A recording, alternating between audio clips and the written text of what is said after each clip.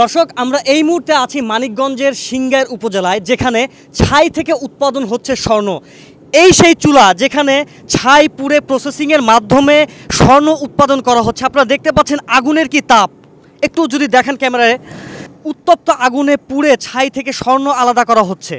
আমরা এখানে আজকে আপনাদের দেখাবো এবং জানাবো কিভাবে আসলে ছাই থেকে স্বর্ণ উৎপাদন করা হয়। এই পাশটা একটু দেখান, যে এই যে দেখতে পাচ্ছেন এই যে আবর্জনাগুলো, এগুলো হচ্ছে বাংলাদেশের যে বিভিন্ন স্বর্ণকারের দোকানে যে আবর্জনাগুলো পাওয়া যায়, তারা সেই মাটিগুলো এখানে কিনে এনে সেগুলোকে মেডিসিন মিক্স করার পরে এই যে ছাই কয়লাগুলো দেখতে পাচ্ছেন, এই কয়লার সাথে মিক্স করে এই চুলার মাধ্যমে এখানে সেগুলোকে পোড়ানো হয়। পুড়ে সেখানে স্টেপ ধাপে ধাপ পার করার পর একটা পর্যায়ে সেখান থেকে স্বর্ণ বের করা হয়। আমরা ভাই আপনার কাছ থেকে একটু জানবো, এই যে গরম চুলায় ছাই পুড়ে স্বর্ণ বের করা হচ্ছে, আপনি এই কাজটা কত বছর থেকে করতেছেন? আমি অল্প কদিন। এখানে পরিশ্রমটা কেমন হয়? পরিশ্রম বহুত। 1 মাস কাজ হলে কাম করেন 6 মাস, খালি কাম। তো আপনি এই বৃদ্ধ বয়সে এই এত কঠোর পরিশ্রমের কাজ কিভাবে করতে পারতেছেন? আল্লাহ করাতেছি। কেমন লাগে আসলে এই কাজটা করতে? অনেক কষ্ট। স্বর্ণ কেমন বের হয়?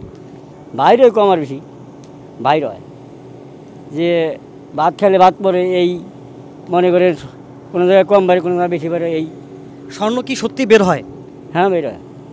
আমরা স্বর্ণকার দোকান থেকে ছাই মাটি কিনে আনি, সেইখান থেকে গালায় বাই করি। এই চলে একটা হাউস করছি, মাটিটা তৈরি করছি। কি হয়? এই যে ছাই মাটি, ময়লা মাটি আমরা এখানে রিফাইনিং করি। এটা মানিকগঞ্জ সিংগাইর এলাকা। এখানে আমরা আপনার এই ছাই থেকে স্বর্ণ কেনার যে ব্যাপারটা আছে, এই কাজটা করি।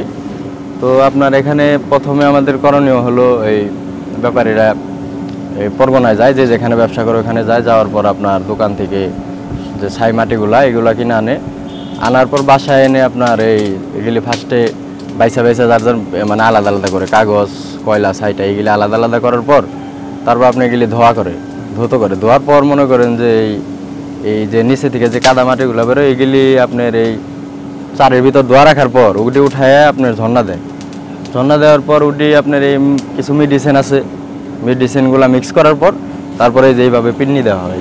আচ্ছা, এখানে কি হচ্ছে আজকে একটু দেখান তো ভাই, কি করে এখানে প্রসেসটা দেখান তো আমাদেরকে, কি এখানে আপনার এই যে পিন্ডিগুলা, এগুলার ভিতরে মেডিসিন দিয়ে আপনার হ্যাঁ, এগুলো গাইটা আপনার শুকানোর পর তারপরে এই যে এভাবে এগুলো গালাইতেছে। এটি গালানোর পর আপনার এই যে কিটগুলা এগুলা আবার পার দেওয়া হবে, যেটি কি এই ডিকিতে পার দেওয়া হবে। পার দেওয়ার পর এগুলো এই জায়গা থেকে কিছু সীসা বেরোবো, এটাও আবার মনে করেন যে প্রসেসিং করে বের করা হবে। এটার কাজ আর কি এই পর্যন্তই। ক্যাটাগরিতে বের করা হয় মাল। এটার একটা আলাদা সাবজেক্ট, আরেকটা সাইড আছে, ওইটার সাইড আলাদা, মানে আলাদা ক্যাটাগরিতে বের করা হয়, সব এক লগে না। মানে কতক্ষণ লাগে স্বর্ণ বের করতে? এটা কতক্ষণ, এটা কম তো কম এমনও আছে, আপনার এমন মাল আছে এই 10 দিনও লাগে যায়, আবার এমন মাল আছে দেখা গেল 2 দিনের ভিতরে বাইরে যায়।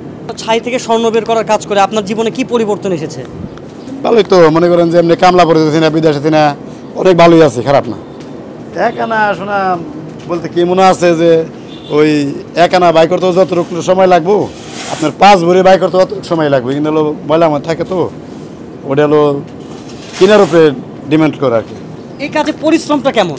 পরিশ্রম আছে অনেক, এগুলাই যে আমরা করতেছি আর কিনা পরিশ্রম আর মহিলারা করে, আবার কেউ টাকা দেয়, ওই যে দোয়া যে গালাইতেছে, পরিশ্রম আছে অনেক। যখন কে মনে করেন যে মালটা কিনে আনে স্বর্ণ বাই করি, তখন দেখলাম যে কিছু লাভ হয়, তখন তো সব দুঃখ শেষ হয়ে যায়।